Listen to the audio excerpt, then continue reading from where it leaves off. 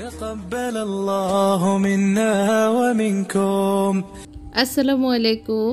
আজকে হলো ঈদের দিন, সবাইকে ঈদ মোবারক। আজকের দিনটি আমাদের মুসলমানদের জন্য প্রতিটি ঘরেই অনেক আনন্দের একটি দিন। আলহামদুলিল্লাহ, আল্লাহ শুকরিয়া, আমরা সবাই আজকে এমন একটা ঈদের দিনের আনন্দ উপভোগ করতে পারছি। مبارك علينا وعليكم، تقبل الله منا ومنكم، عيد مبارك علينا وعليكم، صمنا أياما أحلى الأيام। সকালবেলা তাড়াহুড়ো করে সবাই রেডি হয়ে প্রথম জামাত ধরার জন্য ব্যস্ত। তার আগে আমি উঠে আমারও কাজকর্ম করে নিয়েছি, গোসল সেরে নিয়েছি। ঈদের দিন সবার আগে মায়েদের গোসল করা এবং সবার জামা কাপড় রেডি করে দেওয়া, এটাই বড় কাজ আমার মনে হয়। যাই হোক, রান্নাঘরে টুকটাক গুছিয়ে এসেছি, এখন আমার রুমটা গুছাবো। এর জন্য এই ছোটো কোলবালিশগুলো গত কয়েকদিন আগে আমি সেলাই করে মানে যে ইয়েগুলো ঢুকিয়ে নিয়েছি। এখন আমি এগুলির কাভার ঢুকিয়ে নিচ্ছি। আর এই কাভারগুলি আমি নিজে সেলাই করেছি, সেটার একটা আলাদা ভিডিও দিব আমার রুমিস ক্রিয়েটিভ হাউস নামে একটা পেজ আছে, সেটাতে শেয়ার করবো ইনশাল্লাহ। তো এই তো আমার বেডরুমটাতে আজকে একটু পিঙ্ক কালার করছি, বেডশিট বিছিয়ে দিয়েছি। তো পিঙ্ক কালারটা একটু আজকে থিম রেখেছি আমার রুমে, তো এর জন্য এই পিঙ্ক কালারটাই ইউজ করছি। আর যেহেতু আমার নতুন কাভারগুলি পিঙ্কের, তো ঈদ বলে কথা, তাই নতুন বেডশিটও বিছিয়েছি। আর এই যে সাদা কুশন কাভারগুলি, এগুলি আমি আইডিয়াল স্কুলের সামনে ওই দিন যে গিয়েছিলাম ওই দিন এনেছিলাম, তো এগুলি বিছিয়ে দিচ্ছি। এর ভিতরে আমার যে হেল্পার যে আয়েশা এবং আয়েশার আম্মু চলে এসেছে, তো আমি ওর সাথে একটু দুষ্টামি করতেছি। সুন্দরভাবে সেজে গুছে এসেছে, আর সব কিছুতে না এই যে আম্মু আম্মু জুতা কে দিছে, কে রে, কি সুন্দর। তো 9:30 চলে এসেছে আয়েশার আম্মু, মানে আমাদের মদিনা। যাই হোক, আমি আমার যে অসম্পূর্ণ টুকটাক কাজ আছে সেগুলো সেরে নিচ্ছি।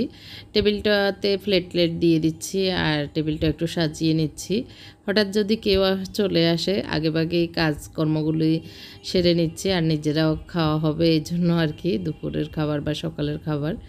তো যাই হোক, টেবিলটাও গুছানো শেষ। এর ভিতরে আমার রুম গুছানো, ড্রয়িং রুম গুছানো মোটামুটি শেষ। আমার আজকের ঈদের আমার ঘর সাজানোটা কেমন হয়েছে কমেন্ট করে জানাবেন।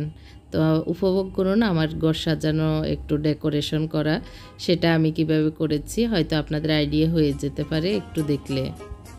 تقبل الله منا ومنكم، عيد مبارك علينا وعليكم، تقبل الله منا ومنكم، عيد مبارك علينا وعليكم، صمنا أياما أحلى الأيام। এই বাসার একটা খারাপ দিক হলো মাস্টার বেডটা অনেক ছোট, আর অন্যান্য রুমগুলি অনেক মোটামুটি বড়, মানে ঠিক আছে আর কি, কিন্তু মাস্টার রুমটা অনেক ছোট, যার কারণে একটু সব কিছু মানে ইয়ে আর কি, হিজিবিজি টাইপের। তো যাই হোক, যতটুকু আমার সম্ভব ছিল আমি চেষ্টা করেছি গুছিয়ে বা আমার মতো করে, আমি কালারফুল পছন্দ করি সেই রকম করে করতে। এটা হলো ড্রয়িং রুম, ড্রয়িং রুমে চলে এসেছি। আর এই ওয়ালটা নতুনভাবে সাজিয়েছি, আমার বাসায় যা ছিল আর টুকটাক একটু কিনেছি। এই যে ওয়াল ফ্রেমগুলি, এগুলি আইডিয়াল স্কুলের সামনে থেকে কিনেছিলাম ওই দিন, সেগুলি সহ যা আছে ঘরে সেটা দিয়ে এই ওয়ালটা ডেকোর করেছি। কেমন লেগেছে কমেন্ট করে জানাবেন।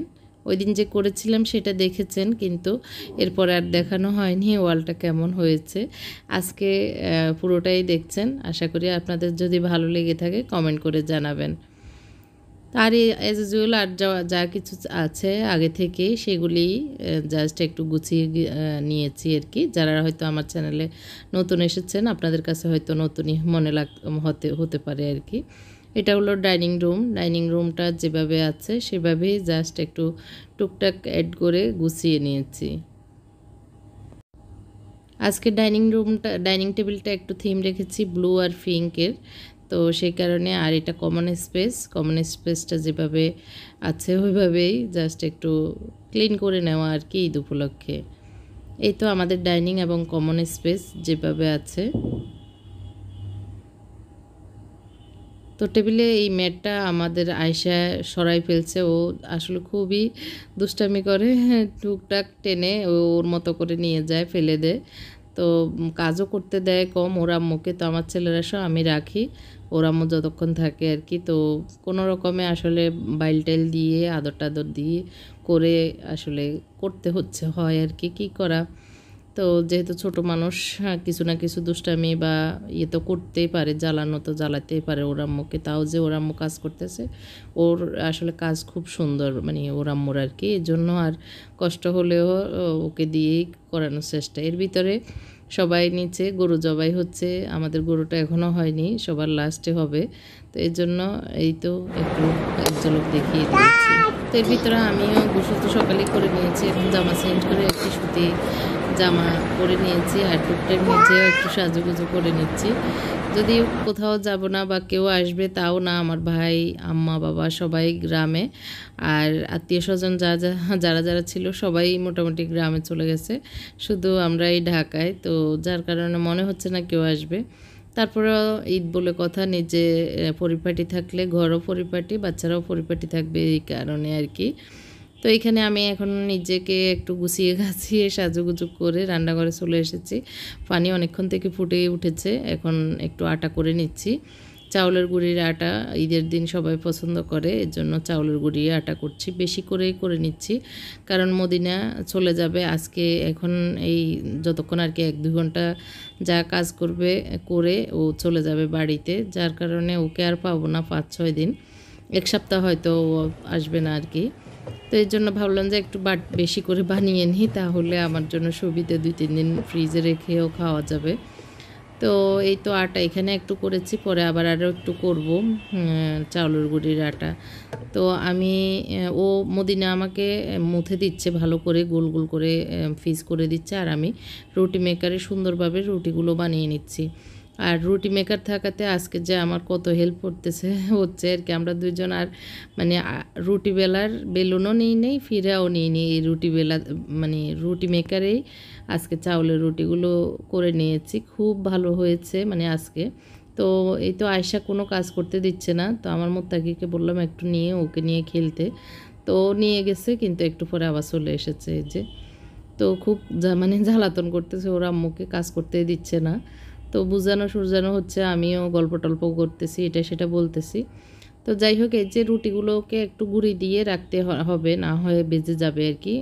যেহেতু রুটি মেকারে চাপ দেওয়ার পরে একদম পাতলা হয়ে এগুলো, যেহেতু রুটি দিয়ে বেলা হয় না, তো এই জন্য একটু ইয়ে থাকবে আর কি, ভিজে ভিজে থাকবে। তো যখন আমরা একটার উপরে একটা রাখবো বা তাওয়াতে দিব, দেওয়ার আগে একটু গুঁড়ি এপাশে ওপাশে ছিটিয়ে দিয়ে রেখে দিয়ে বা তাওয়াতে দিলে তো রুটিগুলো ভালো চেকতে ভালো হয় আর কি। তো আমি আজকে চেকেও দেখাবো। আর অনেকেই মনে করবেন হয়তো চাউলের রুটি মনে হয় হবে না বা ভয় পাবেন। তো এই যে আজকে আমার সম্পূর্ণ রুটিগুলোই চাউলের, একটুও আটা দিইনি, জাস্ট চাউল দিয়ে রুটি করেছি। আর সেই রুটিগুলো, এতগুলো রুটি সম্পূর্ণ আমি বসে রুটি বানিয়ে নিয়েছি। আর মদিনা শুধু ইয়ে করছে, আমাকে মুথে ছোট ছোট করে গোল গোল করে ভাগ করে দিচ্ছে। আর পাশাপাশি অনেকগুলো হয়ে যাও, তো আমি বললাম তুমি দাঁড়িয়ে কিছুটা, ও মানে গোল গোল করে দেওয়ার পরে অনেকগুলো জমে গিয়েছে। তো আমি বললাম আমি এগুলো বানাই, তুমি এর ফাঁকে একটু কিছু শিখে নাও, তাহলে ভালো হবে। তো এভাবে ভাগ করে আমরা দুজনে কাজ করে নিচ্ছি। তো এর ভিতরে অনেকগুলো আবার একটু শক্ত হয়ে যাচ্ছে চাউলের গুঁড়ির রুটি, তো আমি ভালো করে মুথে নিচ্ছি। আর মোথাটা কম হলে কাঁচা টাচা একটু ফাটা ফাটা হয়, তো মদিনার মোথাটা একটু কম হচ্ছে। তারপরে ভাবলাম আজকে ঈদের দিন অনেক কাজ, অনেক ঝামেলা, তাড়াতাড়ি হয়ে যাক, একটু ফাটা হলেও হোক, অসুবিধা নেই, নিজেরাই খাবো।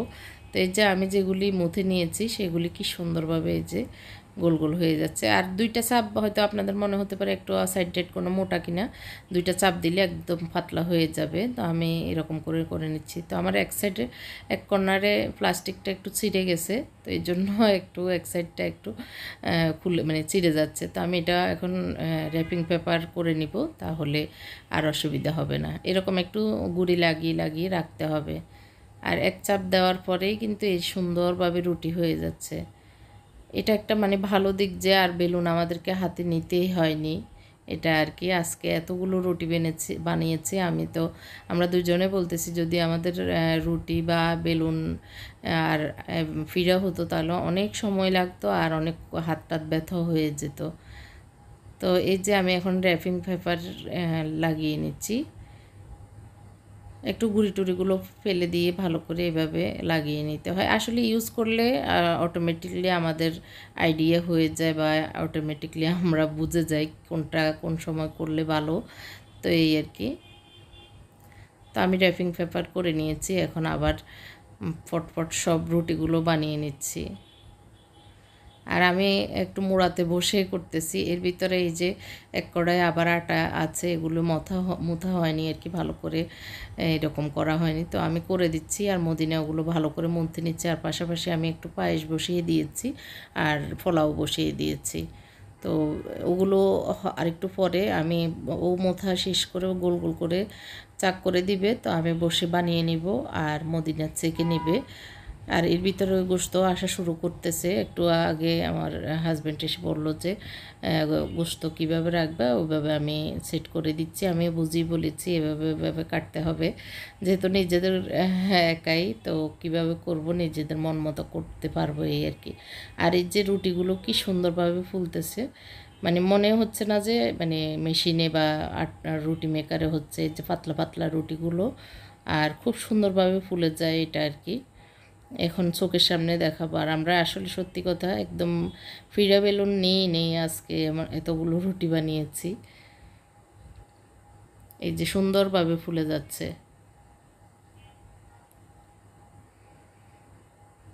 আর খুব নরম নরম রুটি হয়েছে আজকের, মাশাল্লাহ। আটাগুলিও ভালো হয়েছে। আটা ভালো হলে রুটি নরম হয়, খেতেও ভালো লাগে। আর মানে এক সপ্তাহ রুটি ফ্রিজে রেখে দিলেও কিন্তু কোনো সমস্যা হয় নাই, জাস্ট ওভেনে একটু গরম করে নিলে হয়ে যায়। যে আমার পিছনের অংশ গুঁড়ি টুড়ি পড়ে সব একাকার। তো এটাও একটু গুছাবো। মদিনা গিয়েছে ইয়েতে, ও যেন কী করতে, ও আচ্ছা ঘর মুছতেছে। ওকে বললাম তুমি এই ফাঁকে যেহেতু এখনও গোশত আনে নাই, তুমি একটু ঘর ঝাড়ু দিয়ে ঘরটা মুছে ফেলো, কারণ আগামী 5-6 দিন আর তুমি যেহেতু আসবে না আর ঘর মুছা হবে না। তো আমি মনে মনে বলতেছি হয়তো কাউকে ফেলে আমি মুছিয়ে নিব, তারপরেও ওকে বলতেছি। তো ঘর মুছতে চলে গেছে। আর বাথরুমে ওরা গোসল করে বেরিয়েছে, 1-2টা কাপড় আছে ওগুলো ধুয়ে দিবে এটা আর কি। তো ওগুলো করতেছিল আর আমি এই রুটিগুলো সব চেকে নিচ্ছি। আর এই তো চেকে নেওয়ার পর দেখতেই পাচ্ছেন এতগুলো রুটি একসাথে বানিয়ে নিয়েছি। আমি পরে বুঝতেছি যে বেশি হয়ে গেছে। তো এখন আমি মেলে নিচ্ছি। এগুলো একটু হালকা ভাপ গেলে না হয় নষ্ট হয়ে যাবে, ভাপ গেলে বক্সে রেখে দিব, খুবই গরম। তো এভাবে মেলে আমি একটু ঠান্ডা করে বক্সে নিয়ে নিচ্ছি। এর ভিতরে গোশত চলে এসেছে। আমাদের রান্নাঘরের কাজও মোটামুটি শেষ হয়েছে। একটু প্ল্যান করে কাজ করলে আসলে খুব সহজে সব কিছু সম্ভব হয় আর বেশি কষ্ট হয় না। এখন আমি রান্নার জন্য একটু নিয়ে নিচ্ছি কলিজা তিল্লি সহ সব মিক্স করে। হাড় গোশত কলিজা তিল্লি এগুলো আলাদা দিয়েছে, যার কারণে সুবিধা হয়েছে। তো আমি এখন যতটুকু রান্না করব তার জন্য নিয়ে নিচ্ছি। আর আমি মোড়াতে বসে বটিতে কুটে নিচ্ছি। আমাদের এরকম একটা বটি আছে যেটা মানে বসার নিচে দিয়ে মোড়াতেও কুটা যায়, এটা আমার আম্মার সিস্টেম, আম্মা এভাবে করে। তো আমার জন্য একটা বটি বানিয়ে দিয়েছে। غير لي عمري حسيت بأمان عمري الجاد أسيب عمري صار بلحظة كان। তো আজকের পরিমাপে যতটুকু রান্না করব এইটুকু আমি ধুয়ে নিয়েছি মদিনা এবং আমি দুজনে মিলে আর কি। তো আরও এক ঝাঁঝরি আছে, এগুলি কষিয়ে রাখবো। এখন এগুলি হচ্ছে একদম ফাইনাল রান্না এখনকার খাবারের জন্য। সবাই রোজা মানে একবারে গোশত মুখে দিয়ে রোজা ভাঙবে আর কি। তো এই জন্যই তো আমি এখানে প্রায় 10-12 কেজির মতো হবে আর কি, বা আর একটু বেশি হতে পারে, আসলে বুঝতেছি না। তো যদিও ভিডিওতে পাতিল ছোট মনে হচ্ছে, আসলে বড় পাতিল। তো এখানে আমি সরিষার তেল, সয়াবিন তেল আর রাঁধুনি মাংসের মশলা, না এটা কোন ব্র্যান্ডের একটা মশলা এনেছে, তো ওইটা দিয়েছি আর গরম মশলা দিয়েছি। আমি আস্ত গরম মশলা দিচ্ছি না, যেগুলোই আমি গত কয়েকদিন আগে করেছি নতুন। পাউডার দিয়েছি, কাঁচামরিচ দিয়েছি, পেঁয়াজ, এখন আদা রসুন দিয়ে দিব। আর পাশের চুলায় পায়েস ছিল, মদিনা নামিয়ে নিয়েছে, কারণ ভুড়িয়ে এসেছে, মানে ভট আর কি, ওইটাও পরিষ্কার করবে, এর জন্য গরম পানি বসিয়ে দিয়েছে। তো ওকে বুঝিয়ে শুনিয়ে একটু বটটাট পরিষ্কার করে নিচ্ছি, কারণ বছরে একবারই খাওয়া হয় আমাদের, আর কেনাও হয় না, আনাও হয় না। তো ওকে বুঝিয়ে শুনিয়ে একটু পরিষ্কার করে, ও বলতেছে ও নতুন, তো আমি বললাম আমি সব দেখিয়ে দিব, তুমি জাস্ট একটু করে দাও। তো এই তো গোশতে যা যা পরিমাণ মতো জিরা ধনিয়া দিয়ে দিচ্ছি, আর আদা রসুন দিয়ে দিয়েছি, আর হলুদ মরিচ লবণ তো দিতেই হবে। এইসব দিয়ে এখন রান্নাটা করে নিচ্ছি আর কি। সব কিছু একসাথে দিয়ে এভাবে বসিয়ে দিচ্ছি। মশলা আর কষানো দেরি হয়ে যাচ্ছে, কারণ সবারই খিদা লেগেছে, তাড়াহুড়ো করে রান্নাটা আগে বসিয়ে দিচ্ছি। তো পেঁয়াজটা আমি আবার লাস্টে একটু দিব, আর একটু পেঁয়াজ দিব। হয়ে আসার আগ দিয়ে একটু পেঁয়াজ মানে দিলে গোশতে আমার কাছে মনে হয় একটু ভালো লাগে, একটু গোটা গোটা দেখা যায়, দেখতেও ভালো লাগে, খেতেও ভালো লাগে। যাই হোক, রান্নার পাশাপাশি আবার মোছাগুলো ক্লিন করা এগুলিও করে নিচ্ছি। গুছিয়ে গাছিয়ে না নিলে ছোট রান্নাঘর অনেক হিজিবিজি হয়ে যায়। এখানে আমি পাশের চুলায় আরেকটা পাতিলে আর একটু গোশত কষিয়ে রাখবো, সেজন্য এগুলি পেঁয়াজ সহ মশলা সব কিছু দিয়ে দিচ্ছি। তো এর ভিতরে ক্যামেরাটা অফ হয়ে গিয়েছিল, মেমোরি ফুল হয়ে যার কারণে আমি যতগুলো মশলা দিয়েছিলাম সব মানে রেকর্ড হয়নি। এই যে মশলা সব কিছু দিয়ে ভালো করে কষিয়ে নিচ্ছি।